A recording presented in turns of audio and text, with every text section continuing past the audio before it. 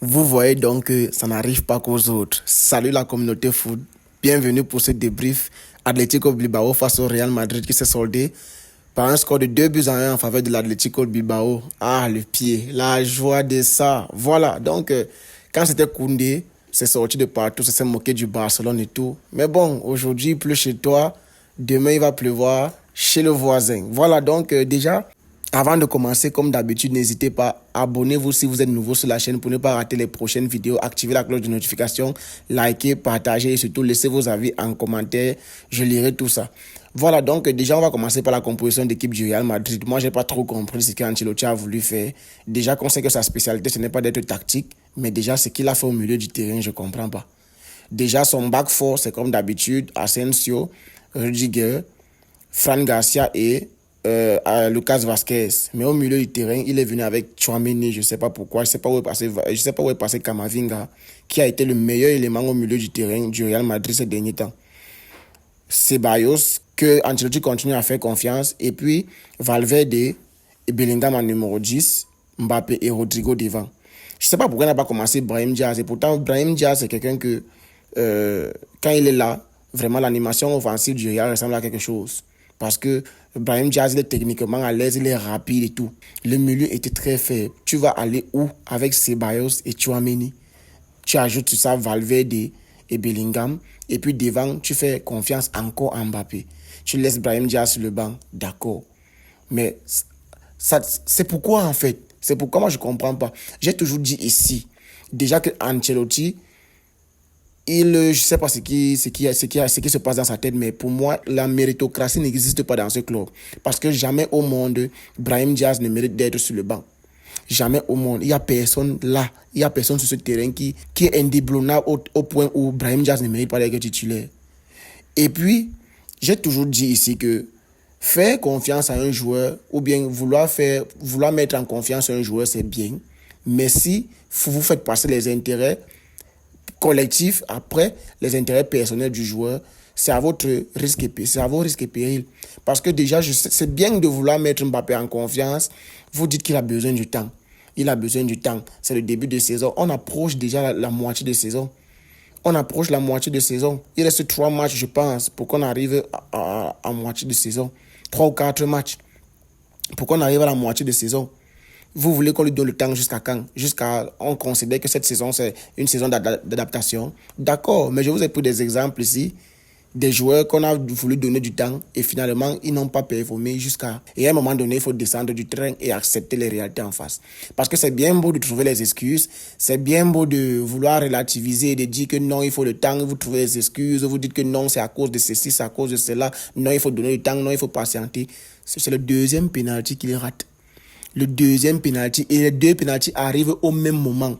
Tu es mené 1-0. Tu marques, ça change la donne du match. Ça change la dynamique du match et ça change tout. Tout bascule.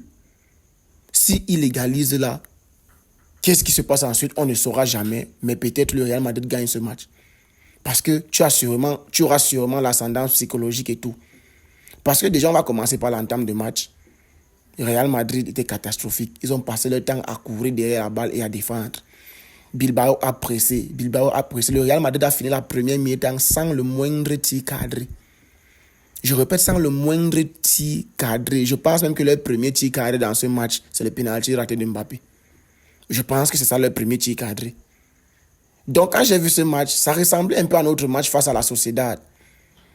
Ça ressemblait à notre match face à la Sociedad. Je me disais même que le match allait finir 1-0. Mais les faits de jeu sont là et le penalty arrive. Mais déjà, je vois la VAR intervenir sur le premier but refusé du Real Madrid. Je ne sais pas pourquoi la VAR intervient. L'arbitre a vu, c'était devant lui, il a dit qu'il n'avait pas faute. Pourquoi la VAR intervient? Parce que l'arbitre s'est peut-être trompé sur quelque chose qui est à côté de lui. Quand on a joué contre Las Palmas, subitement la VAR ne fonctionnait pas. Aujourd'hui, il y a la VAR qui veut chercher les moindres détails parce qu'il faut accorder les pénaltys au Real Madrid. Donc, s'il n'y a pas les pénaltys, vous ne jouez pas, vous ne marquez pas, vous ne pouvez pas vous en sortir s'il n'y a pas de pénaltys, quoi. Bref, ça ce sont les détails. Donc, Bilbao a d'abord dominé la rencontre en premier mi-temps. Bilbao a dominé, sauf qu'ils ont été beaucoup inefficaces. Mais sinon, ça créait du danger partout.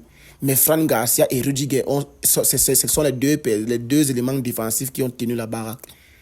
les deux éléments défensifs qui ont tenu la barre, Rudiger est solide. Quand j'ai vu le match de Rudiger aujourd'hui, je me suis dit, si Rudiger aussi se blesse aujourd'hui, le Real Madrid coule, il sombre. Peu importe les différences qu'ils vont faire devant, il ne va pas beaucoup concéder derrière. Parce que peut-être Bilbao n'est pas une équipe si forte que ça, mais Rudiger est solide derrière. Et Fran Garcia, c'est quelqu'un qui déborde d'énergie, il est debout, il est rapide, il est intelligent. Il ne se faisait pas dribbler aujourd'hui. Il restait solide sur ses appuis et il attendait le dernier geste de l'attaquant avant de vouloir contrer la balle. Mais Bilbao a continué de pousser, Bilbao a continué à se créer des occasions, mais tu sens que le niveau est bas. Le niveau de Bilbao, les joueurs de Bilbao, tu sens que ça pêche techniquement. Mais sinon, ils sont procurés beaucoup d'occasions. Et quand ça part à la mi-temps 0-0, le Real Madrid est chanceux. Et là, je me dis, bon, si vous réussissez quand même à tenir le match nul, moi, ça m'arrange. Parce que jusqu'à preuve de contraire, je suis leader de Liga. Mais le Real Madrid avait 2 matchs en retard avant le match de ce soir. Et s'ils gagnent leurs 2 matchs, ils passent devant. Et moi, je ne veux pas qu'on perde la tête de la Liga. Parce que ce qu'on a montré depuis le début de saison est 6 étages plus haut que ce que le Real Madrid montre. Parce que c'est vrai, ils gagnent, mais c'est moche. Si on compte le nombre de matchs où ils ont dominé et piétiné l'adversaire, je pense notamment au match contre Retafe et contre Osasuna. Ce sont les 2 matchs que je me rappelle où ils ont dominé la rencontre de A à Z. Mais sinon, à chaque fois, c'est moche. Ils gagnent de manière poussive. Et pourtant, nous, on a écrasé pas mal d'adversaires. Mais 3 points restent 3 points. Que tu gagnes 7-0, 7-1 comme on a gagné Valladolid, ou que tu gagnes 1-0, c'est 3 points. Donc à la fin de la journée, on a beau jouer d'une manière extraordinaire, gagner le classique au 4-0 et tout. Mais quand on comptabilise à la fin de la journée, nous avons 4 points d'avance et ils ont 2 matchs de retard. Donc s'ils gagnent leurs 2 matchs, ils passent devant. Et moi, je ne veux pas. Je me dis quand même que bon, si on a quand même le même nombre de points, à la différence de but particulier, à la différence de but général, on sera devant. Donc si Bilbao fait un match nul, même s'ils gagnent leur match à retard, ça m'arrange. Mais qui aurait pu imaginer qu'ils allaient remporter la victoire aujourd'hui? Pas moi en tout cas. Pas moi en tout cas. Mais est-ce que vous connaissez San Mamés? Est-ce que vous connaissez le terrain San Mamés de l'Atlético Bilbao? Ce n'est pas... il faut se lever très tôt pour aller gagner là-bas. Très tôt, parce que c'est toujours compliqué. C'est toujours compliqué. En début de saison, je ne sais pas si on les a gagnés chez eux ou chez nous. Je ne me rappelle plus très bien. Mais c'était un match où on a beaucoup galéré avant de remporter 2-1. On a beaucoup galéré, c'était trop. Il fallait, je ne sais plus qui avait délivré. Je sais que Lamine Yamal avait ouvert le score. Si je me rappelle bien, je pense que c'est ça. Donc il faut se lever très tôt pour gagner Bilbao. Et en plus à San Mamés. Très tôt. Et le Real Madrid aujourd'hui, ils n'ont rien proposé. C'était nul. C'était nul. Ils voulaient d'abord partir jouer quoi avec ce milieu de terrain? Zéro créativité. Il n'y a pas de créateur. Zéro créativité. Et puis Mbappé, il a eu quelques éclats de génie, mais c'est nul. Son niveau fait pitié en fait. Son niveau fait pitié. Quand est-ce que Ancelotti va coacher en fonction de la méritocratie parce que Mbappé ne mérite pas? Vous êtes en train de le faire sombrer. C'est vous qui lui trouvez des excuses, mais c'est vous qui l'aidez encore à sombrer plus. Parce que quand un joueur n'est pas en confiance, vous êtes mené 1-0. La dernière fois, il a raté un penalty. Ce qui a fait que la dernière fois contre Retafe, c'est Bellingham qui tire. Pourquoi est-ce qu'aujourd'hui, dans un moment si crucial que ça, même situation comme face à Liverpool, tu es mené 1-0, mais amène ton meilleur tireur de penalty ou au pire des cas, amène ton joueur le plus en confiance pour égaliser et te relancer dans le match. Pourquoi tu fais toujours confiance à quelqu'un? C'est parce que tu veux lui mettre en confiance, mais tu fais couler ton équipe derrière. Parce que tu insistes, mais ça ne prend pas. En conférence de presse, tu vas encore venir jouer les suceurs. Comment non, il est altruiste, non, il faut lui faire confiance, il joue bien, il joue quel bien? Il joue quel bien? Oui, c'est bien, il faut avoir un bon discours en tant que coach pour que ton équipe reste soudée et tout. Mais, voilà pourquoi moi j'aime parfois Mourinho, il tape sec. Mais si vous êtes toujours là, vous voulez les entraîneurs qui vont vous caresser dans le poil, ça sera au détriment des performances collectives. Parce qu'aujourd'hui, on voit. C'est quelle façon de tirer le penalty, ça? C'est quelle nonchalance? Unai Simon est sur le banc. Lui-même, il se dit, est-ce que le gardien va vouloir? Il va pouvoir enlever. Et il enlève. Il enlève. Et là, l'équipe sombre. Oui, il a eu sa frappe. Le gardien a repoussé, Bellingham a marqué. Mais est-ce que vous avez recruté Mbappé pour qu'il frappe et que les gardiens repoussent pour que les autres marquent? Vous avez recruté Mbappé pour qu'il délivre les matchs, pour qu'il porte le Real Madrid. Et en plus, en l'absence de Vinicius, qui d'autre pour porter le Real Madrid offensivement? Qui d'autre? Donc vous allez me dire que... Parce que certains vont se lever. Non, ne tombez pas sur Mbappé. Il a fait un bon match. C'est grâce à lui qu'on égalise. Oui, c'est grâce à lui que vous égalisez. Mais vous pensez vraiment que s'il avait marqué le penalty, vous perdez ce match? Moi, je ne pense pas en tout cas. Moi, je ne pense pas. Est-ce que vous recrutez Mbappé pour qu'il tire et que le gardien repousse avant que les autres viennent marquer? Ou bien vous le recrutez pour qu'il fasse des passes décisives et qu'il marque? Qu'il fasse marquer et qu'il marque? Vous l'avez recruté pourquoi donc? Pour qu'il devienne un joueur lambda qui se fond dans la masse? Ou bien pour qu'il vienne soulever et porter le Real Madrid à un cran plus haut? Il faut nous dire si Mbappé est devenu un joueur lambda ou bien un joueur que parce qu'il a marqué, on se suffit on se contente des stats et on ne juge pas la performance collective. Si vous voulez vous contenter des stats, c'est votre club, faites de ça ce que vous voulez, supportez comme vous voulez, ça vous concerne. Mais nous, on va juger ce que nous on voit. Et Mbappé a été très nul ce soir. Très nul ce soir. Et puis la faute sur Rudiger est très grave. Le gardien peut même prendre un carton rouge sur ça. C'est un coup directement sur la tête de Rudiger. C'est très dangereux ça. C'est très dangereux, mais derrière Mbappé rate. Heureusement, Bellingham est bien positionné pour venir marquer. Mais derrière, Valverde, c'est quoi? Tu avais le maillot du Barcelone sous ton maillot du Real. Dis-nous la vérité, qu'est-ce qui se passe? Et pourtant, jusque-là, il faisait un très bon match. Jusque-là, il faisait un bon match, il faisait un match solide.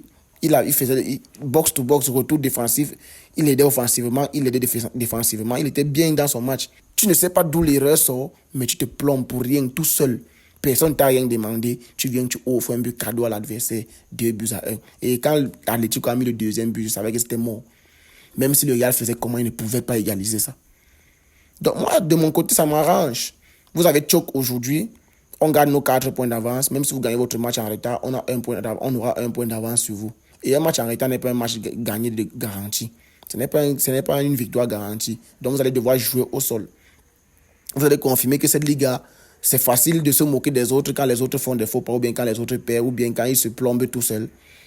Mais personne n'est à l'abri du danger. Voilà. Donc, aujourd'hui, Mbappé, moi, je ne sais pas ce qu'il va encore dire sur lui que je n'ai pas déjà dit. Tout ce que je sais, c'est que, à force de vouloir le sucer, ou bien de lui donner tout ce qu'il demande, parce que vous espérez que, enfin, non, ce n'est pas chez vous que Mbappé a commencé à chuter. Mbappé chute depuis très longtemps, depuis la saison passée. Ce n'est pas chez vous. Donc, ce n'est pas en lui donnant les pénaltys, les coups francs, les corners, les touches, les 5 mètres, les tap-in et tout ça que vous croyez qu'il va subitement retrouver son niveau. C'est lui seul qui sait ce qu'il arrive. C'est lui seul qui sait. Mais sachez que si vous continuez à faire ça au détriment de votre performance collective, vous n'aurez que vos yeux pour pleurer quand vous allez faire la saison blanche en fin de saison. Voilà. Donc, Valverde qui s'est trouvé, c'est quelque chose qui arrive dans le football. Ça arrive à Koundé. Ça arrive à Valverde. Demain, ça peut arriver à une autre personne. C'est arrivé au gars de Mallorca qui est. Donc, ça peut arriver de se tromper. Mais quand ça coûte les points, ça fait mal. Parce que quand tu voyais son expression faciale, tu sentais qu'il avait mal. Il s'en voulait à mort. Il voulait même disparaître du terrain s'il pouvait. Mais il fallait qu'il assume son erreur et qu'il continue à jouer. Et le caractère de Raúl Asensio, moi j'aime, je crois qu'il a que 19 ans, je pense. Mais c'est lui qui était là, galvanisé ses coéquipiers, il criait et tout. Waouh, très belle personnalité. Hein. Pour moi, j'apprécie. Pour un défenseur, avoir du caractère, c'est bien. Sur les traces d'un Ramos, peut-être. On verra avec la suite de sa carrière. Donc, voilà, le Real Madrid qui perd 2-1, moi ça me fait plaisir. Je vais bien dormir cette nuit. Hier, on fait une manita, aujourd'hui le Real perd. Quoi de mieux pour passer son milieu de semaine? Donc les gars, si vous êtes restés jusqu'ici, merci comme d'habitude. Abonnez-vous pour ne pas rater les prochaines vidéos. Activez la cloche de notification, likez, partagez et laissez vos avis en commentaire. Je lirai tout ça. Déjà, je suis très content. J'espère que la fanbase Barcelone est aussi contente. C'est logique. Voilà, donc on se capte le week-end pour les débriefs. Sur ce, restez en santé les gars. Peace.